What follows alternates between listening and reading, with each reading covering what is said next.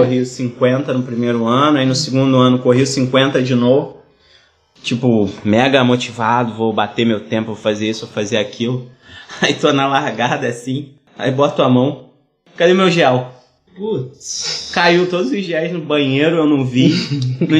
E tipo, eu só comia gel na prova. Era só gel, só usava gel, não usava mais nada, gel e água.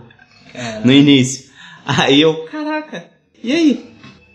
E aí, perdeu. Não tomei gel de ninguém, porque eu sabia que poderia me dar uma ziririca lá, uma piriri maluco. Porra. Aí acabou a prova. Então vamos lá, tá gravando? Tá gravando. Ei. Liga o microfone, acerta o tom, testando o som com meu irmão Wellington. Ele cumpre la missão, 80k em grande estilo, isso não é pra qualquer um. Parece que é fácil, mas não é bem assim. Segredo dele na trilha é que ele desce de patins. Eu tô brincando, ele tá sempre leve, levitando, mano. Na Praça Paris, até Ultra de Fiord, e é só para os fortes. Ele é 2 em 1, é o treinador e a performance. Atleta eu conheço vários, mas de cara vou dizendo, esse é o cara, vulgo Wellington Carius. Ninguém diria o contrário, não é à toa que seu nome vai rimar sempre com Brabos. Bem-vindos ao Brabos Trail Running, o mais novo canal sobre corrida de montanha do Brasil. Nosso objetivo é trazer conteúdo de qualidade e tudo aquilo que você sempre quis saber sobre os mais brabos, corredores, treinadores e personalidades do esporte. No bate-papo comigo, Guilherme Amaral, e meu amigo e atleta Renato Campos. Brabos. Corredores e corredoras, beleza? Já escutaram o nosso primeiro episódio? Nele falamos um pouco sobre a história do Renato, nosso comentarista. Se você já escutou o podcast, temos o vídeo da gravação com algumas imagens super bacanas, que ilustram um pouco da história. Vale a pena conferir também. Já o episódio de hoje será sobre um atleta aqui do Rio de Janeiro, e também treinador, o Wellington Carius. Ele possui uma relação super especial com a corrida. Acho que vocês vão sentir isso também. Seu currículo é cheio de pódios, sendo o mais importante deles a primeira colocação na La Mission Serra Fina 80K em agosto desse ano. Estamos em 2019, batendo o grande Chico Santos, que ficou em segundo colocado, e outros grandes atletas. Ele narra um pouco desse rally emocionante pelas montanhas mais altas do Brasil.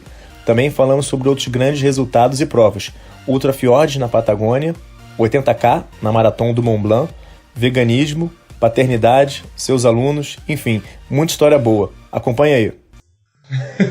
Entra a vinhetinha. Porra. Ô, então, mas que história é essa de descer as trilhas de patins? Ah, cara, isso aí foi uma parada, né, que rolou lá na Camelback Mountain Race. Passei o Renato lá na descida e ele falou que eu desci de patins. Sabe por que eu falei isso? Porque já tinha... Ele vai lembrar, no revezamento das praias, eu tava fazendo uma dupla com a equipe da Rocinha, me chamaram pra fazer uma dupla e o Wellington tava fazendo solo. Pra você ver, eu tava lá na prainha, não sei o que, daqui a pouco quem passa? O cara do solo. Não conhecia pouco o Wellington. Na descida ali, chegando na prainha, né? Partia lá do Grumari em direção ao Pontal. Ele descendo de patins, cara, na prainha, passando o rodo em geral e nunca mais foi visto. Nunca mais foi visto. Ganhou o solo e, se eu não me engano, foi o melhor tempo da prova, incluindo duplas e o cacete.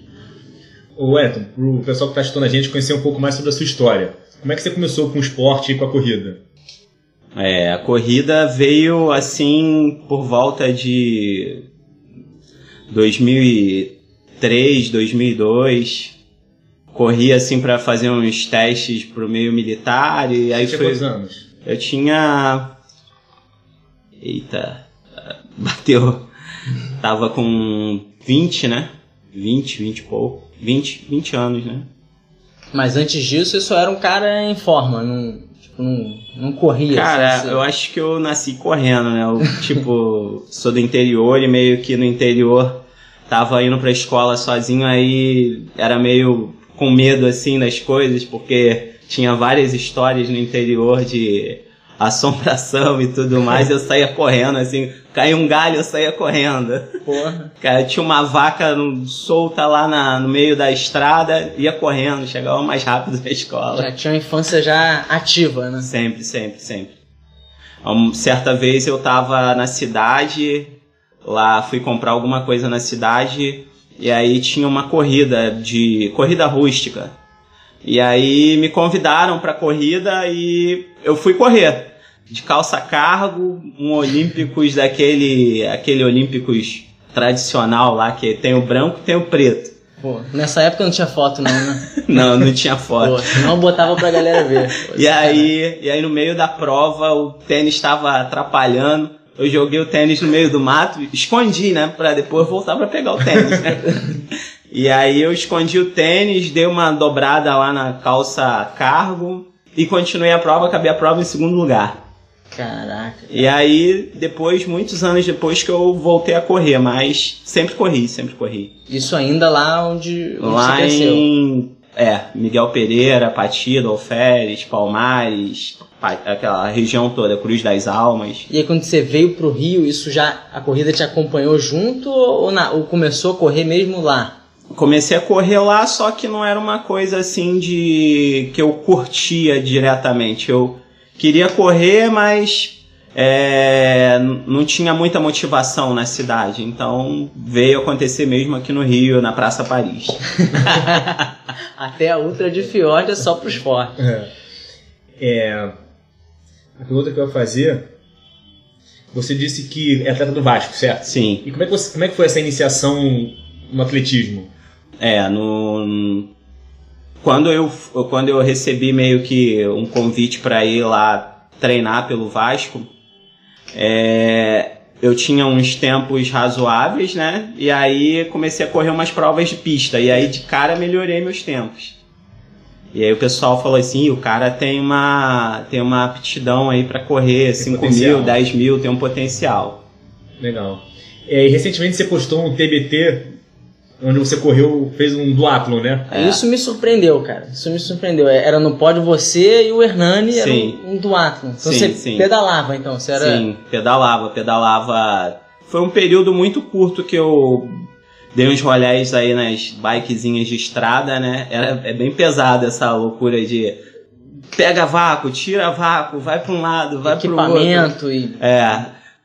Como eu pedalei um tempo no mountain bike, né? Eu fui de boa ali, mas era chatinho, não gostei muito de correr esse negócio dessas bikes de estrada. Então né? a gente não vai ver o Wellington de volta no duatlon tão cedo. Muito difícil, muito difícil. E quando caiu a ficha, você pensou, caramba, o meu negócio é correr trilha, correr montanha. Por volta foi 2009. 2009 ou... Não, que 2009? 2015 eu recebi um convite de uma treinadora amiga para estar trabalhando na The North Face. E aí, a primeira vez que eu fui fazer um treininho com o pessoal assim na trilha, eu falei, caraca, isso faz parte de mim. Eu já gostava de correr subida, né? Já gostava de prova que tivesse subida. A Corrida do Cristo corri há alguns anos e ganhei. Corri uma outra prova que saía do Santa Marcelina ali, uma outra corrida também intitulada Corrida do Cristo. Aí só tinha a fera lá da Pé de Vento e eu 2 anos seguidos fui o 5º colocado. Legal. E sempre gostei de subir. Então, quando corri ali aquele treininho com o pessoal da The North Face, aquele negócio de carregar água, mochila de hidratação, aquela vibe de estar no meio do mato, meio que me fez meio que sentindo um avatar ali, precisava da floresta. E até hoje tô aí. Aí deixa eu dar um passo atrás, cara, que você perguntou do Vasco, o negócio de atletismo, mas você falou muito pouco, eu queria ouvir mais, cara. Você competiu atletismo mesmo? Sim. Que prova? Prova de 5 mil e 10 mil metros. Caraca. Pode compartilhar o seu PR com a gente dessas épocas? Prova de 5 mil eu fiz para 15 baixinho. Aí teve uma prova que... Não, acho que o meu melhor tempo foi 14,50 por aí. 14,50 baixinho. Quase 14,50, quase 49 ali, mas foi 14,50. O meu melhor tempo seria uma vez que eu corria sempre de tênis, normal. E aí o pessoal falou assim, de sapatilha você vai correr melhor e tal. E aí corri com a sapatilha, fiz os treinos com a sapatilha, mas no dia da prova, na penúltima volta, eu tive aquela síndrome da pedrada, né? Minha panturrilha... Lá no Aquiles, perto do no Aquiles. Célio de Barros. Foi. Deu aquela estirada, tipo como se alguém estivesse dando uma pedrada assim na sua panturrilha. Morro de medo disso, cara. Morro de medo. E aí começou a acontecer muita coisa, né? Porque conheci o fisioterapeuta que me acompanha até hoje, muitas coisas aconteceram, nunca mais eu usei uma sapatilha para correr pista, sempre comecei a correr, sempre corria com um sapatinho bem baixinho, aqueles Nikes baixinho ou ASICS baixinho, mas nunca mais sapatilha. Pô. E aí fui fazendo bons tempos, fiz um bom tempo no 10 mil, fiz 31 alto no 10 mil. Caraca, poderia ter... sem patins, né? Poderia ter feito melhor, porque quando eu fiz o 15 no 10 mil, eu era para ter feito, quando eu fiz o 15 no 5 mil, desculpa, quando eu fiz o 15 no 5 mil, era para eu ter feito uma projeção melhor no 10 mil, sendo que muitas coisas aconteceram, e aí tive que ficar de recuperação e tudo mais, e aí me deu uma baixada e eu não continuei com tanto ímpeto nas provas de pista, e fui correr as provas de cross country. Mas você chegou a correr umas provas no aterro, assim, jogada de 5K? Sim, ganhei algumas provas no aterro, prova de 5K, de 10K, ganhei meia maratona no aterro. Pô, irado. As meias maratonas mais prof, né, assim, de que vinha o pessoal da Pé de Vento, ficava difícil. Mas você lembra assim, o teu tempo na meia? A meia eu fiz 1:10. Caraca, Pô. Fiz 1:10 na minha maratona e consegui fazer acho aí... que de conhecer, assim, acho que só o Eduardo Cavalo que a gente vai entrevistar também, que acho que tem um tempo similar. Eu não conheço mais ninguém. O teu é similar, pô. Não, 1h13, a gente sabe que esses 3 minutos aí são vendidos caros. Bem pesado, bem pesado. Qualquer segundinho pra quem corre ali a 3:10, a 3:15 é pesado. É duro. É muito caro. Duro. Pô, então a gente tava falando antes de começar a gravação, né, do número cada vez maior de corredores, de participantes em provas de trail e ultras. Como é que você tem visto esse movimento?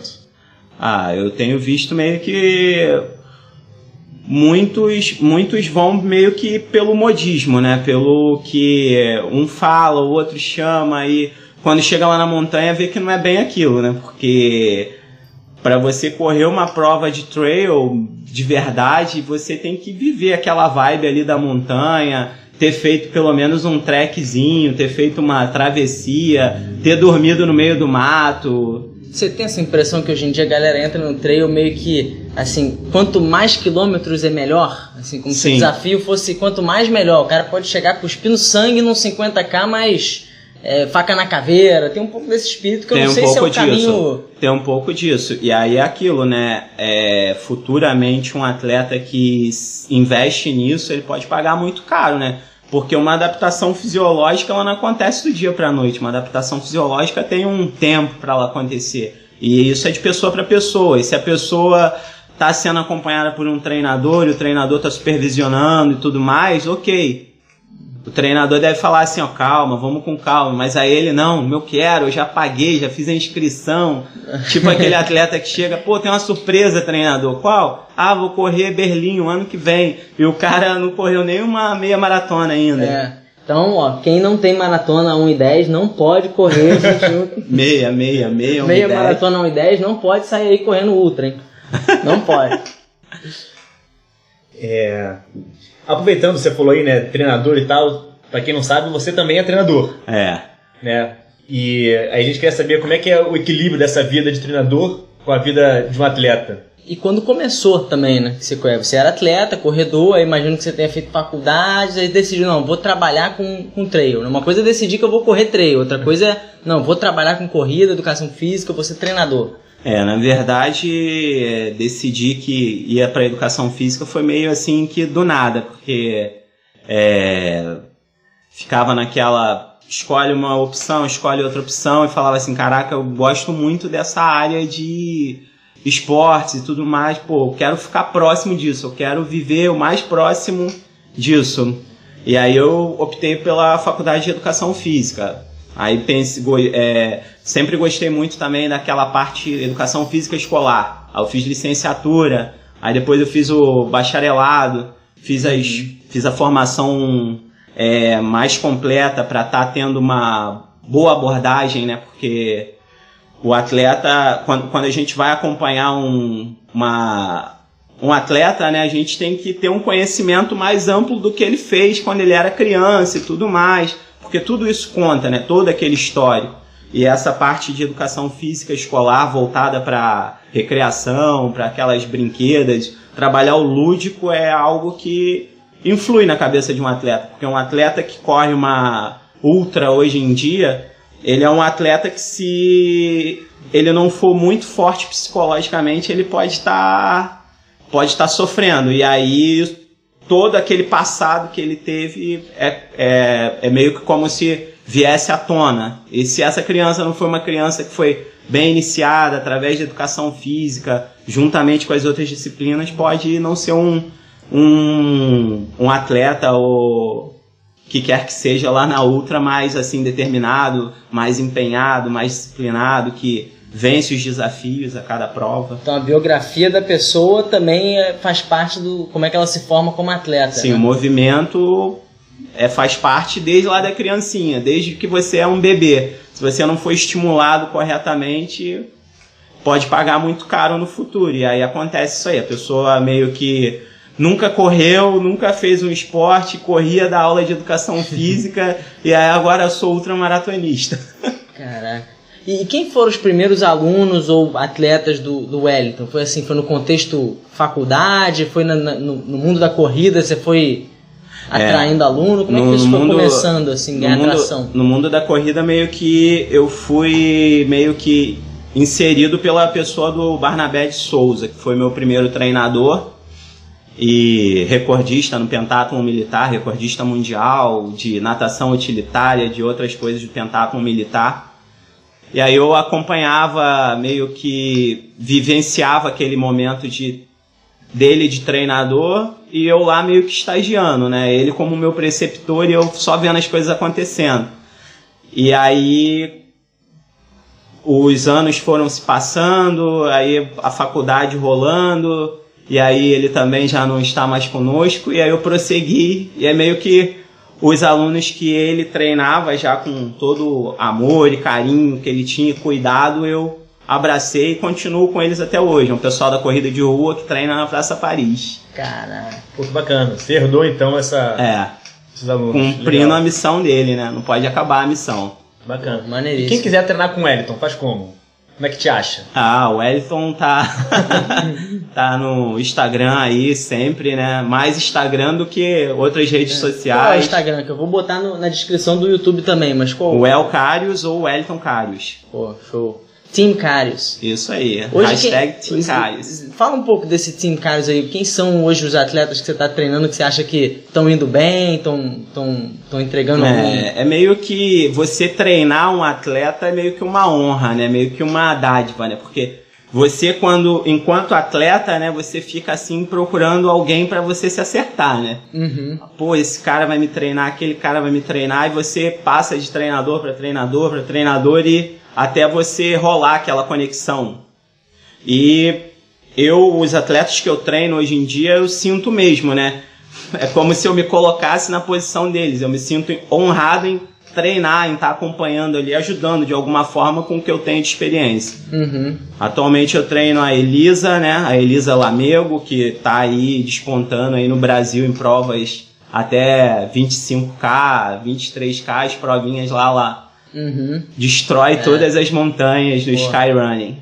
Lá na corrida do Corja perdeu Desafio só de 3 homens, né? Chegou ali alguns minutos atrás de mim, inclusive. Uma prova de 32, muito dura, até, né? muito dura. Não, eu já tive a oportunidade de treinar com a Elisa, eu sei que se não tiver um dia bom, vai acabar tendo que... Vai dar trabalho. Ela é brava. É brava. Inclusive, é uma que tá na nossa lista, né? Se tiver ouvindo, inclusive, esse episódio, vai receber um contato em breve para bater um papo com os bravos. Ela é pilhada. Bem, assim, disciplinada. Atleta que vive, né, aquele momento, né, de tá indo bem, de tá performando, de tá ali mergulhada naquela atmosfera ali de atleta, de sentir, viver aquilo, ficar triste, ficar alegre e por aí vai, vida que segue. E pegando um gancho nesse tema da Elisa, que a gente sabe que ela trabalha essa questão de alimentação com muita intensidade, literalmente trabalha com isso. Você também é vegano. Sim, sou Teve vegano. alguma, eu sei que tem troca, treinador e atleta tem sempre uma troca, uma retroalimentação. Teve alguma relação isso ou foi totalmente um movimento completamente independente? Não teve uma ligação assim direta, mas eu acredito que você vê exemplos de alguns outros atletas, né, que são veganos, e não são poucos, né, no mundo do trail run tem muitos veganos. E acredito que a Elisa também seja aí uma que levanta a bandeira, né, e realmente vive o veganismo em plenitude. Veganismo não, né? Ela é frugívora, né? Frugívora. Bem pesada, né? Frugívora, crugívora, né? Negócio louco, né? Bem pesado, uma vibe que eu sou mero vegano. Já que a gente tá nesse tema, só fazer um parênteses. Eu li o teu depoimento lá na La Mission. O Daniel Maier, que tava correndo aquela prova, é vegano também. Sim, é vegano. Então, eu tive com o Daniel Maier no Red Bull Quirimbau em 2013. Foi um dos caras que eu conheci lá que eu tive mais afeição. Daniel, se você estiver ouvindo esse vídeo, cara, estiver no Rio, vamos fazer uma entrevista, eu quero falar com você de novo, cara. Faz um tempão. Porra, cara que eu tinha praticamente, esquecido dele, não seguia no Instagram, inclusive. Aí eu li o teu depoimento e falei, caraca, o Daniel, cara. Falando que, aproveitando o tema alimentação, né, no veganismo, como que você virou essa chave? Você não nasceu vegano, né? Não nasci vegano, nasci bem... carnívoro. Bem bicho do mato, assim... um bicho do mato mesmo, assim, de origens indígenas, né, e por aí vai, quando era moleque caçava passarinho, bem pesado, né, falar isso aí, mas, tipo, é normal, né? Politicamente incorreto. Mas hoje em dia, isso não faz mais parte. Tá compensando, né? Tô compensando. E você sentiu, a gente estava até falando isso antes de iniciar a gravação, a melhora na performance através da alimentação? Algo assim assustador, meio que foi como você disse, virou a chave, assim, o carro tá ali engasgado, querendo funcionar, meio que testando várias coisas nas ultras, né, porque são as provas que eu gosto, mas corrida pra mim de 1K pra cima até alguns aí... 3 dígitos, né? Quem sabe os 3 dígitos, a gente tá indo, tá junto. Pô, maneiro, cara. Legal. E a alimentação é algo assim que te deixa... Eu só tenho, assim, um feedback bem positivo, né? Porque eu sentia muitos incômodos no estômago, muitas dores, a digestão não fluía bem, parecia que faltava algo. E quando eu comecei assim a ir tirando uma coisa, tirando outra, e até participar de um evento lá em Niterói, veganizando, né? Uhum. Aí tinha uma vegana daquela assim, raiz, né? Aí ela, a partir de hoje você é vegano. Batizou. Ela me batizou lá. Caraca. Poder da influência. Vegan Woman, alguma coisa lá. Foi fantástico. Foi uma experiência, assim, muito extraordinária, porque me fizeram um convite e eu falei, cara, eu não sou vegano. Pô, mas você é o vegetariano? Sim, sou vegetariano, mas eu não sou vegano. E a partir a palestra foi meio que assim um marco, né? Porque depois da palestra eu me tornei vegano. Legal. Agora, voltando um pouco para a parte de treinador, né? Como é que você lida com os treinos em grupo, né? Do seu time e junto com os seus treinos? Como é que você equilibra isso? Tem treino em grupo? Você busca ter essa rotina? Sim. O pessoal que eu acompanho, né?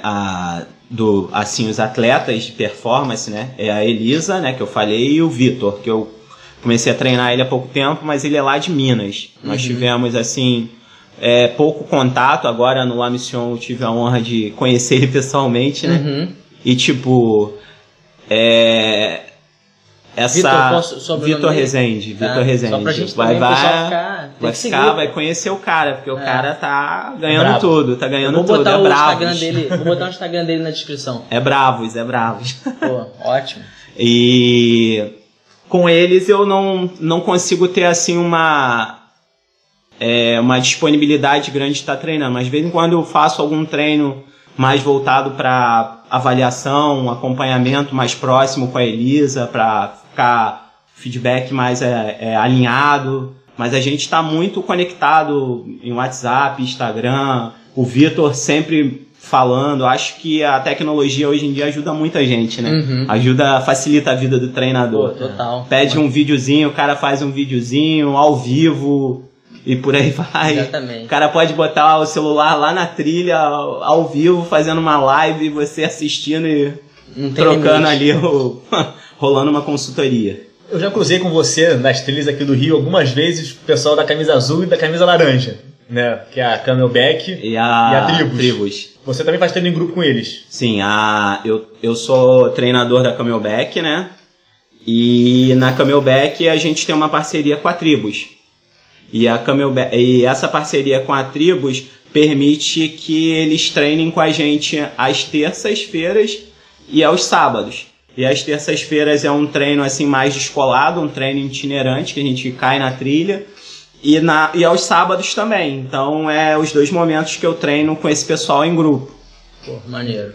E você conta esse treino como na sua base de treinos? Sim, conto tudo como treino, porque vida de treinador, personal trainer, pai, e por aí vai é pesado, né? Então cada deslocamento na cidade a gente conta como gastou energia, vai botando lá no Strava. Tá somando.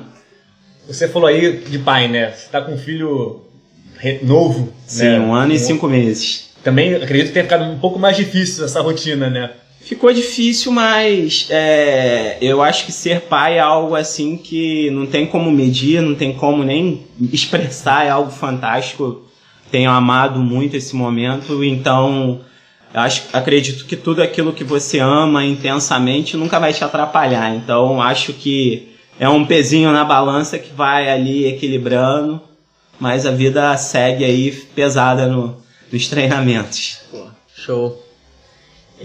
A gente sabe que você correu os 80K da Maratona do Mont Blanc, né? E todo mundo, acho que está ouvindo esse podcast, tem um sonho de um dia ir para Chamonix, seja para passear, para treinar, para fazer uma prova. É realmente especial lá? Como é que foi isso? Cara, é assim... Eu cheguei lá à noite, né? Cheguei em Genebra e aí peguei um transfer e quando eu cheguei em Chamonix já era noite. É assim, algo extraordinário, assim, mas à noite você não consegue ver muita coisa, né? E aí eu cheguei, fui pra casa e fui dormir. Mas quando eu acordei de manhã, eu olhei aquelas montanhas, não dava pra acreditar o tamanho da montanha. Não dava pra acreditar, assim, algo que é muito, muito, muito, assim, belo local, né? E respira o trail, né?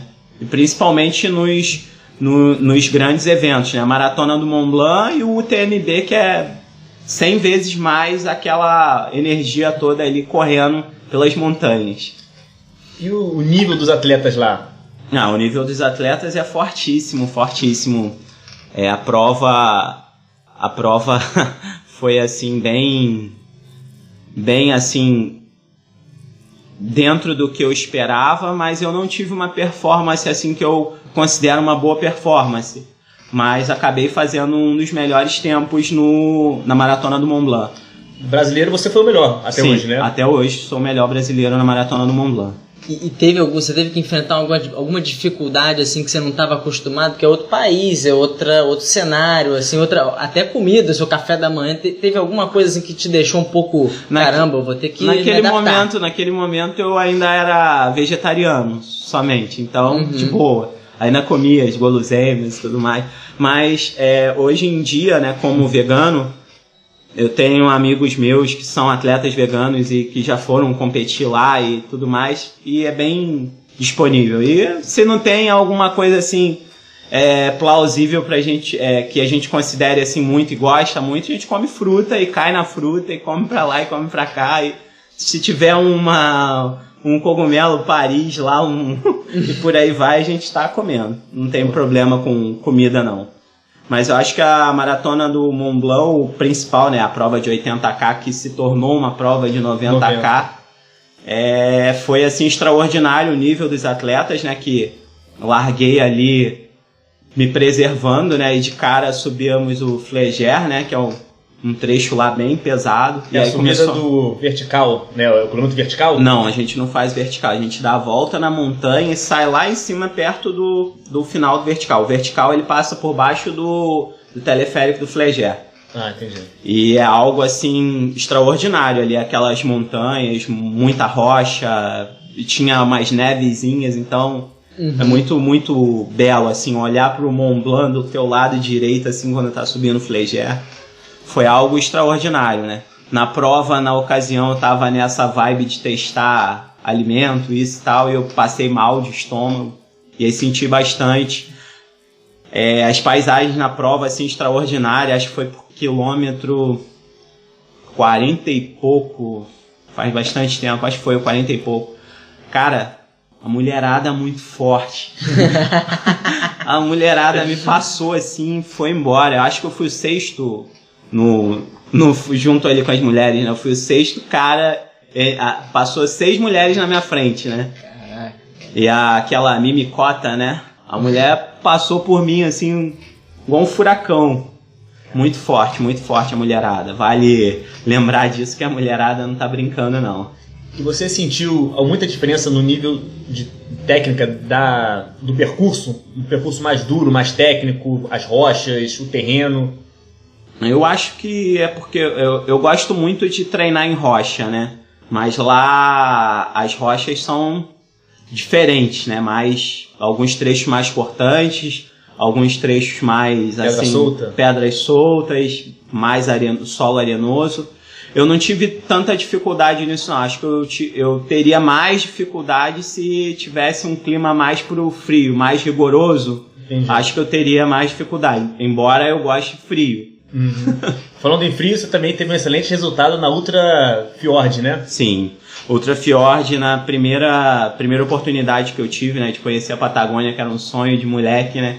Ficava lá no interior assistindo o Globo Repórter falando da Patagônia e falava assim, caraca, um dia eu quero conhecer esse lugar, mas tipo, assim, não sabia que um dia eu iria conhecer, ainda mais correndo, né? Pô, ainda mais ganhando. Ia dominar o... E aí lá na Fjord eu tive um problema assim bem assim intenso bem crítico com o frio, né? Porque a gente largou, tava bem frio. Tem até um videozinho lá no Instagram da vida lá. É?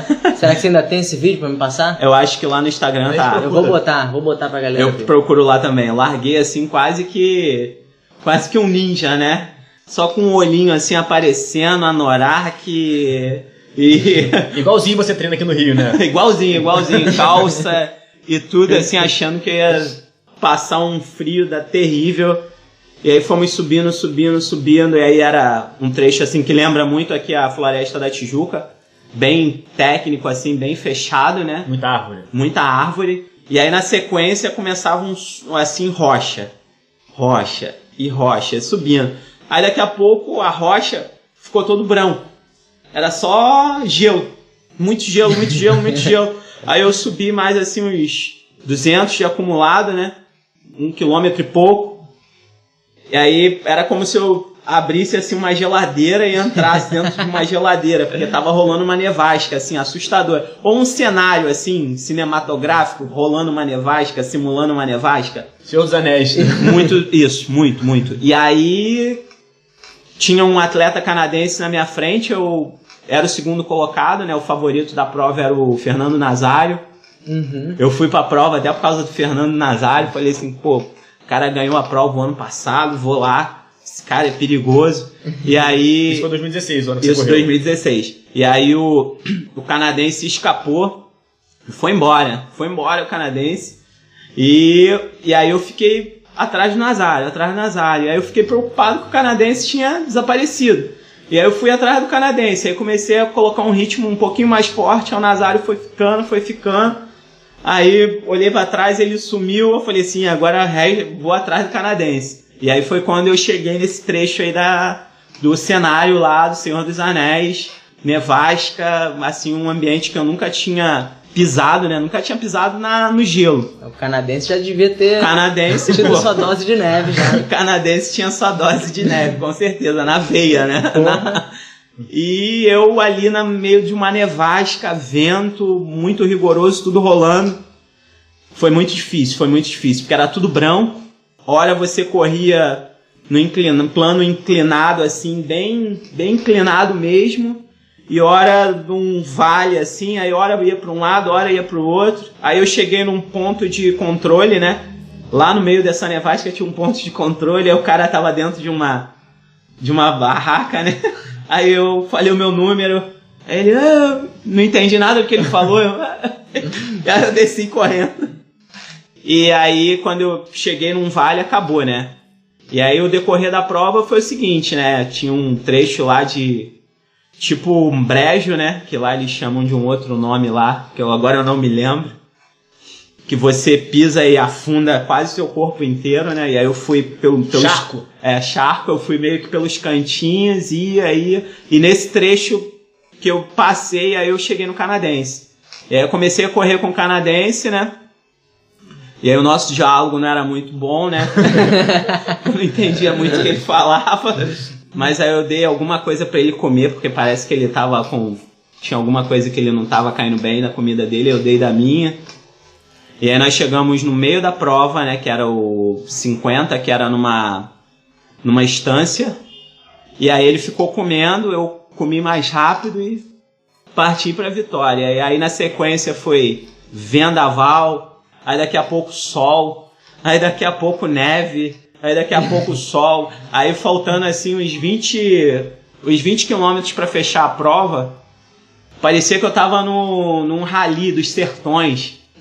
Começou uns carros, aqueles carros de rally vindo na minha direção. Aí eu meio que ia pro meio do mato, assim, no canto, e o carro passava assim a sei lá quantos por hora.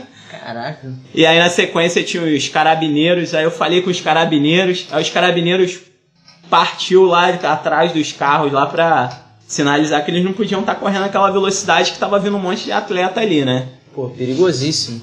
Perigosíssimo.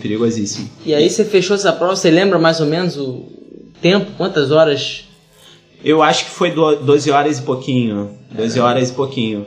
É uma jornada. 100 quilômetros, né? Deu 100 e pouco, né? 110 ou 115, Caramba. Alguma coisa. E eu cheguei na praça da cidade, assim, nevando. Tava nevando, aí a minha esposa e tal. Foi algo assim pra ficar assim gravado na história. Mas não foi a única vez que você correu essa prova, né? Você não. Lá. Aí voltei lá porque eu queria correr a prova novamente e tinha uma coisa que meio que me puxava para correr a prova. Porque na véspera do Ultra Fjord, né? Antes de largar pela primeira vez na prova, eu conheci um mexicano. E aí eu tava conversando com esse mexicano. E aí ficamos conversando. E ele falou que ele ia correr a 100 milhas. E ele lá na entrega dos kits, e aí me marcou muito assim aquela conversa ali, aquela nossa conversa. Uhum. E no dia da premiação, que era o dia seguinte, que a prova foi de sexta para sábado, e a premiação era no domingo. Acho que foi isso, a premiação era no domingo. E aí chegamos lá na premiação, e aí antes de começar a premiação, assim, um clima meio estranho, e o organizador, né, que é o Esteban, chegou lá e meio que se reportando lá que um atleta tinha ido a óbito. Caramba. Na prova? É. Caraca. E era o cara que tava conversando comigo. Caramba, cara. E aí, cara, fiquei assim o ano todo, depois da prova, com aquilo na cabeça. Aí fui numa loja dessa militar, comprei uma bandeira do México. Falei assim, eu vou ganhar a prova e levantar a bandeira do México em homenagem ao... Eu acho que é Juan o nome dele. Tenho que checar o nome dele. Mas enfim, foi assim algo que era mais do que correr a prova. Tinha algo que me movia. E aquele algo que me movia era cruzar as montanhas que tinham derrotado o cara. Que tinham derrotado o cara e ele não tinha prosseguido, né? Embora eu não tenha ido para correr a 100 milhas, né? Que era a minha vontade correr a 100 milhas, mas como treinador, opa, calma, vamos devagar. Então eu não corria 100 milhas, voltei a correr de novo 100K, que era 100 e pouquinho, né? Mas terminei a prova em segundo lugar. Tive uns problemas também estomacais. Você ainda não era vegano? Ainda não era vegano. Tive uns problemas estomacais e aí perdi a cabeça da prova, né? E aí o atleta foi abrindo, ganhando terreno. E a prova se tornou difícil porque a prova, eles botaram os percursos adicionais, botaram glaciar. Aí no segundo ano teve um glaciar. Além da homenagem ao mexicano, eu também tinha vontade de correr no glaciar que ia ter em 2016 e em 2017 ia ter o glaciar, né? Mudou o percurso? Não, em 2016 mudou. Em 2016... E eles mudaram. E eles mudaram. Na verdade, as provas na Patagônia, né, é meio difícil, né, cara? Por causa do tempo, né? Por causa do tempo. Na verdade, o trail, né, no mundo afora, né, quem manda é a montanha, né? Não somos nós. A gente, quando faz uma inscrição dessa, a gente tem que falar assim, cara, vou chegar lá e se a prova for cancelada, você tem que curtir o momento, aproveita a cidade, faz algo. Agora tem um pessoal que se enche de uma energia do mal, começa a falar dos organizadores, começa a jogar assim uma vibe muito negativa. Eu acho que isso não é legal. Porque, tipo, você se inscreveu, ninguém te obrigou a você se inscrever na prova. Aí você chega lá, tá algo muito extremo acontecendo. Os organizadores querem te preservar a tua vida, querem preservar a vida de outras pessoas. E mesmo assim você quer se arriscar na montanha. Eu acho isso muito pra baixo. É injusto. O pessoal tem que fazer o trabalho deles, né? Que é também resguardar a segurança dos atletas. Bom, acho que um assunto que a gente vai ter que falar é sobre o seu último grande resultado, né? Que eu acredito também foi a prova que mais te marcou. Sim, La Mission ficou na veia. Tô ainda com a pulseirinha lá da prova. Tipo, sei lá, parece que é algo que corre na veia, né? Tava correndo a prova lá, Camelback lá, né? Que teve um atleta lá que se perdeu lá num trecho. Eu esqueci o mapa em casa. Tal de Renato. Aí eu vi uma sombra assim, entrando assim, acho que era o Renato. Esqueci o mapa em casa, cara. E, enfim... Mas a melhor forma de você começar esse depoimento sobre a La Mission é uma frase que eu li num blog que é o seguinte: não sou eu que corro, é a corrida que corre em mim. Essa frase é do Wellington. Relato, isso aí foi meu relato. Realmente, é algo assim transcendental a minha conexão com a corrida. Eu acho que correr pra mim não é vencer, correr pra mim não é sair viajando pelo mundo afora, correr pra mim é correr em qualquer lugar, trabalhar com a corrida, passar o que eu sei da corrida pro outro, né? Porque, na verdade, todos nós sabemos um pouquinho e aí a gente vai juntando uma molécula com molécula até se tornar um grande oceano. E no trail a gente vai aí guardando experiências na nossa bagagenzinha, né? A nossa tem um pessoal que sai botando umas bandeiras dos países, bota umas tatuagens das provas. Eu acho que essas coisas ficam marcadas lá no meu âmago, lá na alma, lá no cerne da alma. Porque é algo que, tipo, eu falo, não consigo nem ficar gravando, filmando, não consigo nem tirar uma foto. Porque eu acho que aquilo dali é único. Então, se eu quiser viver aquilo de novo, eu tenho que correr lá. Então, acho que a corrida é bem... E você acha que essa prova foi um exemplo dessa relação sua com a corrida? Você diria que foi uma prova que te marcou? Sim, a prova... Eu acho que no momento que eu tenho passado, assim, vivido, né, muitas coisas, assim, que fazem, assim, você se sentir num fiord lá no meio de uma nevasca, fazem você se sentir no meio de algo, assim, bem extremo, que você acha que não tem escapatória, mas você consegue se safar dali. Eu acho que a La Mission chegou num momento muito assim, crítico e ao mesmo tempo glorioso, né? Porque eu tô vindo de uma sequência de provas boas, né? E eu tinha ido para uma prova anterior e não tinha ido muito bem, porque aconteceu uma coisa bem particular, né? Enfim, não vou nem comentar. Caramba. Mas no La Mission foi algo assim muito assim, de cair na prova e viver aquele momento. Tava rolando assim a palestra, né, o briefing lá, eu falei assim, não, vou ficar aqui na casa, vou ficar muito eu sozinho, focado. Eu tava junto com 2 alunos, aí os 2 alunos foram lá pro briefing, eu fiquei...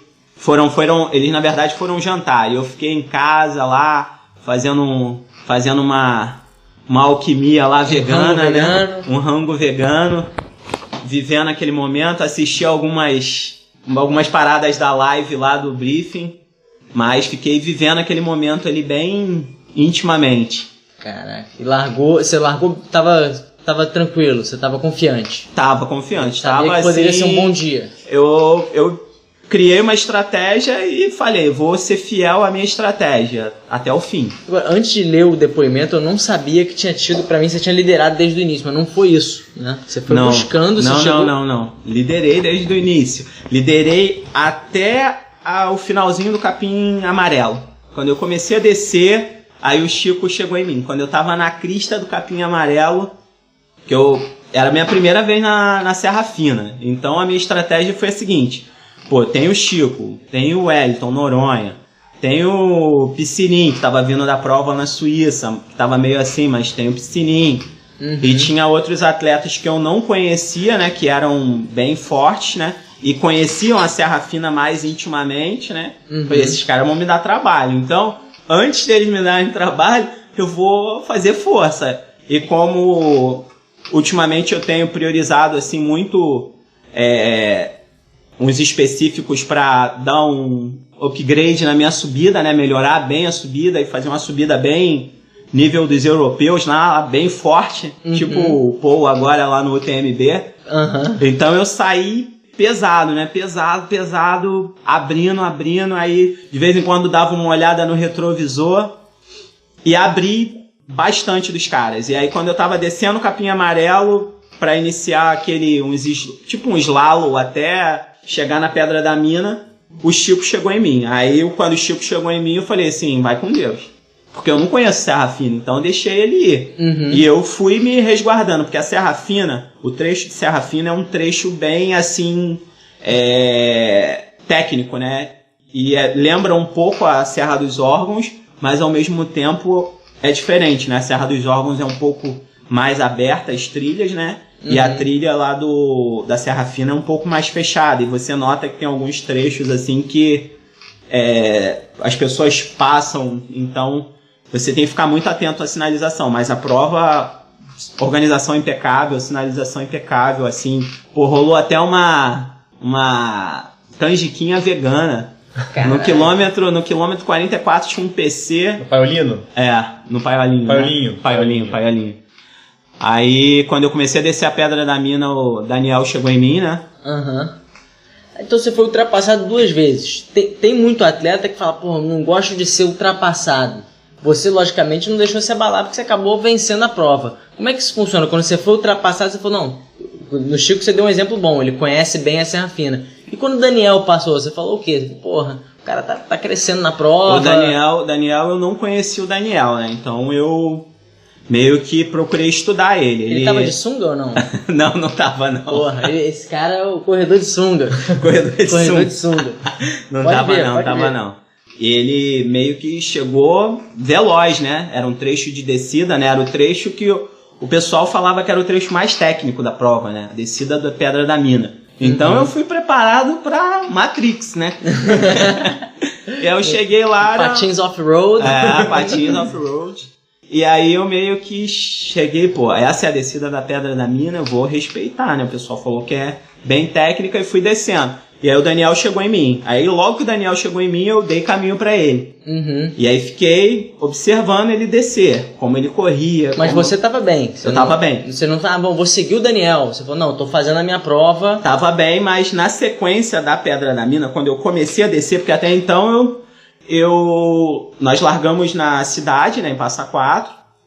A gente faz uma largada em comboio, né? Uhum. Controlada lá pelo batedor. E aí quando a gente chega numa estradinha de chão, eles liberam a gente pra gente subir, né? Uhum.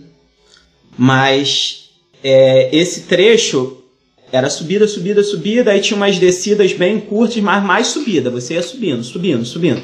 Agora, quando chegou no trecho da Serra Fina, né? Do Capim Amarelo, depois do Capim Amarelo eu comecei a descer até chegar na Pedra da Mina. Mas eram mais subidas do que descidas. E as descidas não eram descidas que faziam eu ter mais velocidade. Então eu ia cuidadosamente. Mas na descida da Pedra da Mina eu comecei a sentir um pouco os meus pés. E aí foi o momento que o Daniel chegou em mim. Os 2 pés. O que é isso? É o tênis? Cara, o tênis apertando. O tênis deu uma apertada legal. E deu assim uma bolha assim gigante nos dois, na planta dos pés, mais o antepé, assim, muito grande. Uma bolha de sangue muito grande. Depois da descida. Na descida eu comecei a sentir porque a bolha foi se formando, né?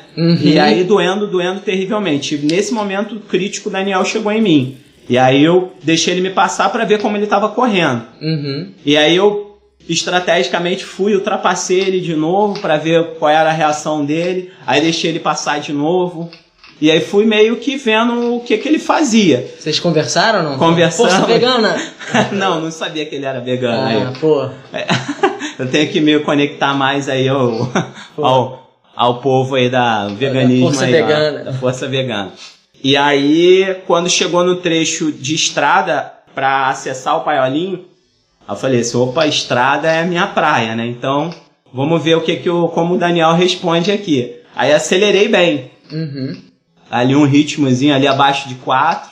Porra. Força. Aí cheguei no Paiolinho. Quando cheguei no Paiolinho, tirei o tênis, aí vi o prejuízo, né? Vi que a coisa tava brava.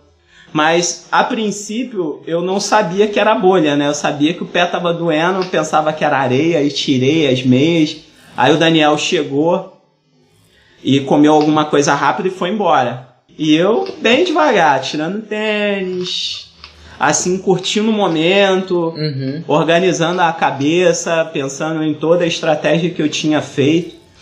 Mas nesse momento, ganhar a prova era uma possibilidade na sua cabeça ou isso era secundário nesse momento? Com bolha no pé, com... Era a minha prioridade. Era assim, o que eu... Era unhas e dentes ali voltada para aquilo. Você sabia onde o Chico estava, por exemplo? Se ele já tinha passado há muito tempo? Não, sabia que o Chico tinha passado uns 15, 20 minutos. Caraca.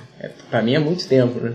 Eu já estaria parou, acabou, não tem mais jeito. Mas na prova, na Ultra Trail, né? Tudo pode acontecer. Bastante coisa. Tudo pode acontecer. E aí tinha a canjiquinha vegana que o Lamin, né? O organizador tinha prometido lá nas lives no La Mission, prometeu e rolou. Caramba. E aí eu peguei a canjiquinha lá vegana, né? E comi, saboreei. Aí tinha uma rapadura lá assim em cima da mesa. Aí eu pedi o staff lá pra... Pô, essa rapadura é sua? Não. Aí peguei uns pedacinhos da rapadura, canjiquinha e pé na estrada. Aí 1 quilômetro pouco depois, cheguei no Daniel. E aí falei, vamos Daniel, vamos embora Daniel. E aí vi que ele não ia reagir tanto e fui abrindo. Aí controlando como que ele tava vindo. Aí ele foi sumindo. Aí eu parei de novo, chequei o pé. Aí eu já vi que não era só pedra, vi que era coisa mais complicada. E aí o trecho até acessar Itaiandu, né? O centrão de Itaiandu foi bem pesado, porque o pé doendo muito. E como eu corro muito forte na estrada, né? E era no trecho de estrada, doía mais, né? Doía muito. Mas... sangue nos olhos, e quando eu passei o Daniel, eu falei assim, vamos pegar o Chico, cara. E aí, porque a gente tem que se motivar, né, de alguma forma, né. E aí, naquele mantra ali, vamos pegar o Chico. Aí quando eu cheguei num ponto de controle pra começar a subir o Morro do Muro, né, já anoitecendo, o cara falou assim, ó, o Chico passou tem uns 15 minutos. E aí já baixou, né? Era 20, agora já era 15. Aí eu falei assim, opa, tá melhorando. E aí quando eu cheguei no alto do Morro do Muro, né? E comecei a descer, eu não tive como perguntar, né? Porque já tinha anoitecido. Porque na subida do Morro do Muro foi anoitecendo, né? E... caraca. Subindo, pisando mais ponta de pé, doendo muito os pés. Aí ultrapassando a galera dos 62, né? Porque a prova teve uma alteração no 50. Mas que foi assim... aceitável, né, pela grande maioria, acredito eu, porque o organizador se colocou bem, né, do que aconteceu, do todo lá das intercorrências, enfim. Passei o pessoal do 62, e aí ia falando com o pessoal, motivando o pessoal me motivando, a gente trocando ali uma energia. Aí quando eu cheguei no PC da Casa de Pedra, aí eu tava tomando uma água, pegando lá umas coisas. Guaranita. Tinha uma guaranita lá, eu falei, pô, me dá um gole dessa guaranita, aí tomei um golinho, né, porque muito, muito doce, né, mas tomei só um golinho pequeno, e aí alguém falou assim, o Chico acabou de passar. Caraca. Aí meio que acendeu ali Botou patins e montanha abaixo, né? E aí, logo na sequência, cheguei no Chico. Aí conversei com o Chico, meia dúzia de palavras, ele falou que tinha sentido o ritmo, e aí eu não quis entrar muito em detalhe. Ladeira abaixo. Isso faltando quanto, assim? Faltando uns 6K, 7K por aí. Foi no final. Eu vi essa filmagem, alguém filmou o Chico já chegando de noite, ele falou, o Wellington me passou faltando 6K. Porra. E aí, logo que eu passei o Chico, peguei um trecho de Fazenda, né? E aí eu já tinha, sei lá, acho que eu já tinha colocado aí uns 10 minutos no Chico. Por aí, né? Ou não, ou nem tanto. Porque eu cheguei acho que uns 4, 5 minutos de diferença dele. Mas eu tinha tentando abrir distância do Chico, né? Porque vai que o cara ressuscita, né? Bem cara, possível. eu tava lá na tua chegada, pô, você chegou voando. Aí... Porra, já você pace 2,50 ali. Aí eu peguei acelerando. Aí eu meio de um monte de vaca, cara. E as vacas, todas elas olharam pra mim. E aqueles olhinhos... Brilhando com a lanterna. Cadê que eu achava a sinalização da prova no meio daquele mar de vacas? Aí eu meio pedindo licença às vacas, assim. Aí achei uma bandeirinha assim e corri pro abraço. E aí no final ali, quando eu bati no asfalto ali no asfalto não, né? Paralelepípedo ali da curvazinha da rodoviária e sangue nos olhos, e aí... muitas coisas passando na cabeça, meio que chorando, 1 milhão de coisas. E aí, pra tentar se controlar, o que eu fiz? Correndo mais forte, pra tentar chegar lá um pouco assim mais tranquilo, né? Porque eu sabia que o pessoal ia começar a me perguntar 1 milhão de coisas, né? Aí, pra eu não chegar lá assim, chorando, assim, desabando, emocionado, né? Porque, como eu disse, a La Mission aconteceu num momento assim... bem tempestuoso na minha vida, e fui lá e marquei ponto e consegui vencer a prova. Venci a mim mesmo, né? Porque eu acho que chegar em primeiro não é muita coisa se você não chega satisfeito. Eu cheguei satisfeito. Poderia ter feito até melhor? Poderia, se o pé não tivesse estrupiado.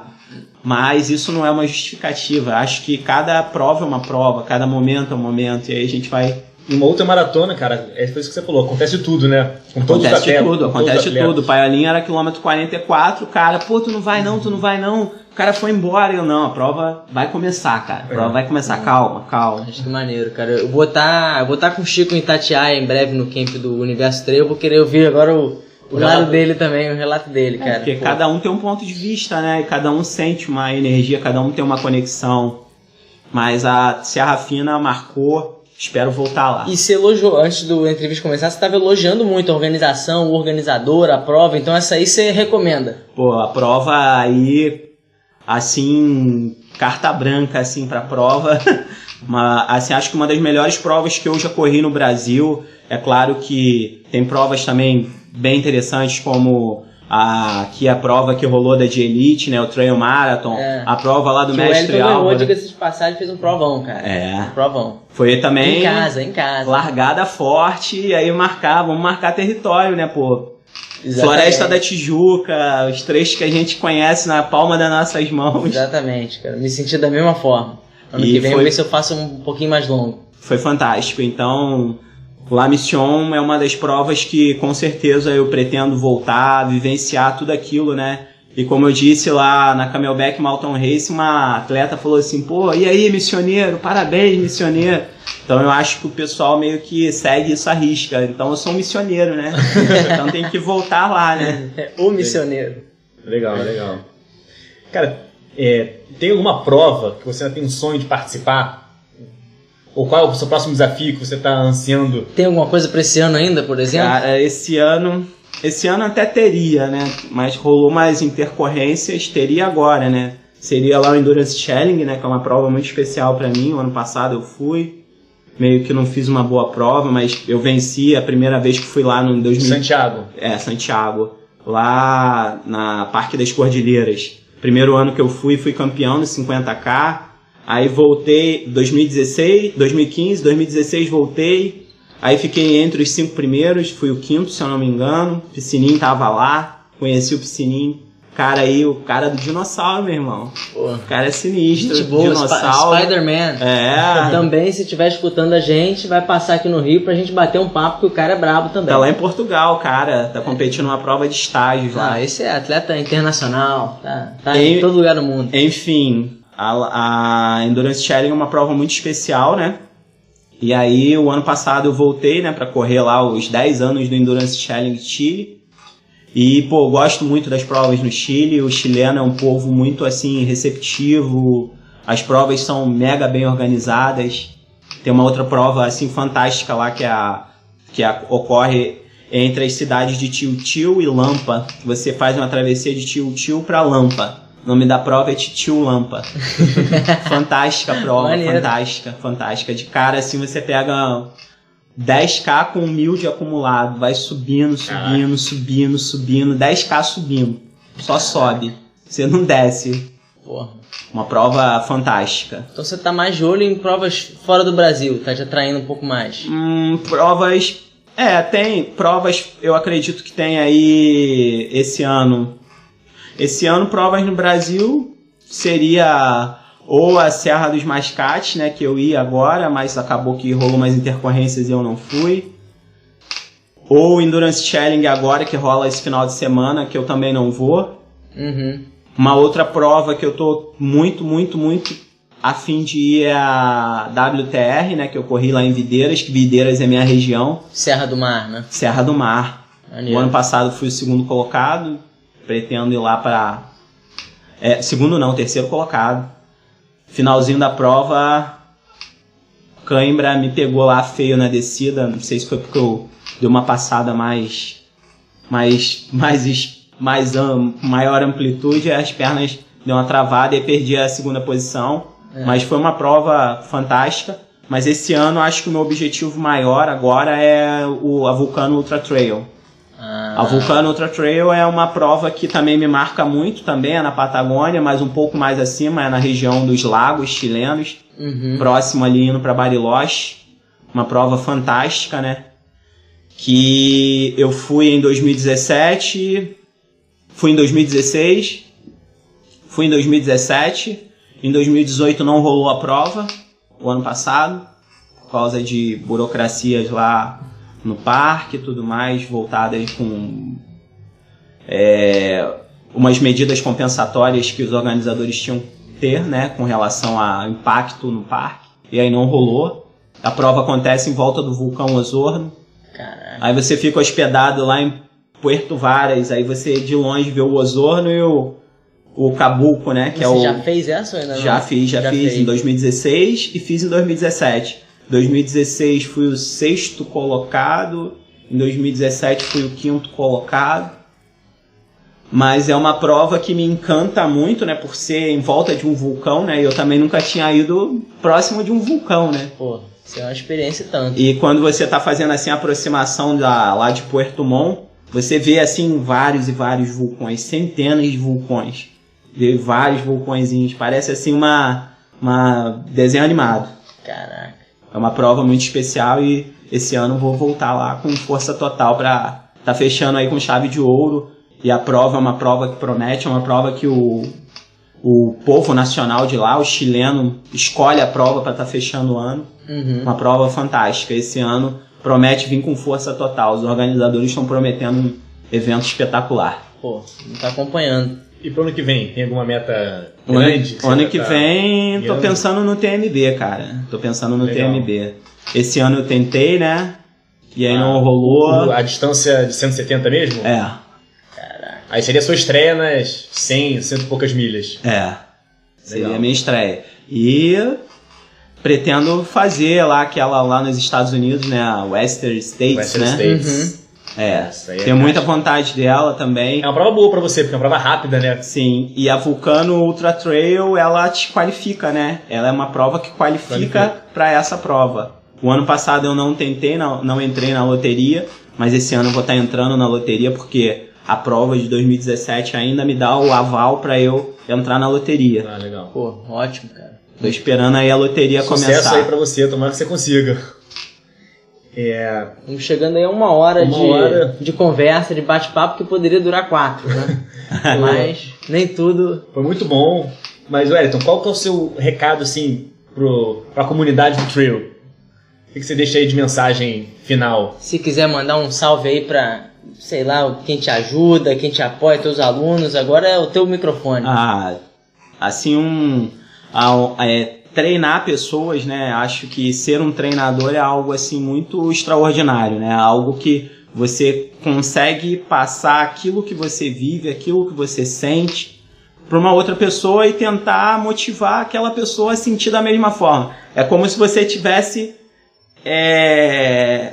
Você vai envelhecendo, né? Claro, né? E aí você vai ter que vai ter que aposentar a chuteira, né? E eu acho que você vê um atleta correndo é como se você estivesse correndo. Então eu acho que é uma forma de correr com a perna dos outros. Então é algo assim extraordinário. Tem os alunos lá da Camelback Outdoor Sport, né? Que eu acompanho. E o pessoal da tribo de vez em quando tá lá, a gente troca figurinha e tal. É claro que é só parceria, porque o treinador deles é o Bernardo, né? Mas enfim, a gente tá sempre passando. O Bernardo não botou uma pressão pra você ir lá pra Búzios, não, cara? Ele convidou, né, cara? Mas tem tem muitas provas acontecendo e eu tava pensando no Endurance Challenge, né? Então não ia rolar. Mas é uma prova muito interessante. Eu gostei de Búzios, mas eu acho que não tem assim muito perfil que me atrai. Eu gosto muito de prova com mais altimetria, com mais desafio, com mais... que exija mais de mim. Mais montanha, que me faça ali viver aquele momento e tornar aquele momento único para sempre. Pô, sensacional, cara. E tá aguardando ali como se fosse algo para estar falando com meu filho mais tarde, né? Com meus alunos mais tarde. Então tem os alunos da Camelback, tem o pessoal da corrida de rua que eu treino ali na Praça Paris. Acho que é um pessoal também que eu já acompanho há bastante tempo e é fantástico. É um pessoal raiz, né? Aquele pessoal que já corre há 30 anos, 20 anos correndo.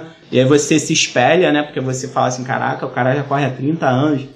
Tá com 60 anos correndo 35 no 10 mil, cara. Então, eu posso chegar também. Então, tem o pessoal, né, que apoia, né? Que dá uma ajuda aí sempre, que é o Reinaldo Muzialovski, lá da Fisio RM, aqui em Copa. O cara é meio que o mago lá da fisioterapia. Cara, eu cheguei lá estrupiado, ele aperta um parafuso e o outro, eu saio de lá correndo. Cara, eu conheci esse cara numa prova de 24 horas, meio que eu falava assim, cara, a tenda dos milagres. Porque o atleta tava lá na prova de 24 horas correndo, e aí começava a ficar meio estrupiado, aí entrava na tenda do Reinaldo, o cara saía correndo a 3x1, cara. O Cozendei, né? O cara fez 220 e pouco, quase 230k em 24 horas. Pancada o tempo todo. Nessa época o meu treinador falava assim, vamos correr ultra. Não, calma. Não vou correr nunca esse. Lá eu conheci o Reinaldo. E o Reinaldo é o cara aí, assim, muito humano, né? Que sempre tá levantando a bandeira de estar auxiliando, ajudando os atletas de alguma forma. Ele tem Instagram? Eu vou botar o contato dele também. Tem Instagram. Vou botar o contato dele. Tem a Camelback, né? A Camelback Brasil, que me ajuda lá com os equipamentos voltados mais para minha mochila de hidratação é da Camelback. E a Camelback tem investido muito em tecnologia para o pessoal do trail, né? A Camelback tá como um dos parceiros no TMB, tem investido pesado. Pô, a própria prova lá no Le Canton, mais uma vez, cara, provaço, né? Um provaço. E agora tá o pessoal da Speed lá, né? O Isaac, a prova ficou... O clima ficou muito legal, cara. Muito legal. Tem também o Hugo Neves, né? Que é o nutrólogo que me acompanha. Acompanha a Elisa também, conhece a Elisa também. Acompanha a Elisa também, acompanha os outros atletas, cara, é um puta profissional, tem investido muito nessa parte mais humana de não te passa a receitinha de bolo, quer saber o que você quer viver, quer curtir ali aquele momento, passa assim umas dicas assim bem interessantes, não é nada de receita de bolo, é algo pra ti mesmo, pra você viver. Bem interessante. Tem o pessoal da Camelback Outdoor também, que dá uma moral sempre. E a minha esposa, né, que tá ali me aturando. Meu filho, que daqui a pouco vai estar correndo aí. Pra pegar o filho do Sodré, o filho do Chico, né? A segunda geração. O filho do Sodré começou a andar primeiro que o meu, né? Já fiquei preocupado. Pô, aí o meu começou já a andar. Aí o do Sodré deve estar correndo, mas... Caraca. Tem o do Chico, aí o do Chico já fez a travessia, cara. Tem que fazer a travessia também com o meu. Pô. E é isso, travessia, uma das primeiras travessias que eu fiz de Petrópolis, eu acabei de lembrar, foi com você, cara. Foi com você, você lembra disso ou não? Lembro. Foi uma travessia longa, a gente fez andando e tal, acho que foi a primeira, se bobear. Foi com o pessoal, tinha o pessoal da Camelback. Exatamente. Que convidou um pessoal de fora, aí você tava lá. Foi a primeira vez. Mas a primeira vez que eu te conheci foi lá na Rocinha, né? Você tava correndo de Five Fingers. Exatamente, cara, exatamente. Eu lembro. Foi que esse cara que eu nunca vi. Enfim, cara, é muita coisa pra agradecer. Obrigado aí vocês também, né? Pô, obrigado. Uma honra estar aí compartilhando, conversando e conforme você for atingindo aí novas realizações, você vai estar aqui de volta e vai contar mais histórias. Viva aí o mundo do trail, né? E que as pessoas vivam verdadeiramente esse momento de estar respeitando o corpo, respeitar as distâncias, tá indo aí degrau por degrau, não se... Não acelerar, né? Não querer modismo, né? E sim querer viver essa vibe da montanha, né? De estar lá na montanha, tá pensando em algo para estar tornando o ambiente mais natural possível, né? Sem lixo, tá aí criando aí campanhas para estar limpando as trilhas, né? Porque o pessoal tá sujando as trilhas bastante, né? Porque a gente treina em trilhas que o pessoal faz turismo nas trilhas. E a gente tá ali correndo, o pessoal da montanha vê a gente correndo igual uns loucos montanha abaixo e subindo montanha acima.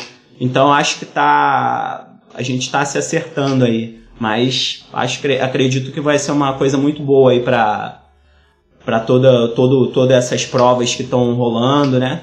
Acredito que vai ser muito positivo tudo isso que tá acontecendo, vem acontecendo no mundo do trail. Pô, com certeza, cara. Esse aqui foi o brabo Wellington Karius. Vocês continuem ligados aqui que agora outros bravos vão vir por aí, cara. Muito obrigado. Obrigado a vocês. Grande abraço.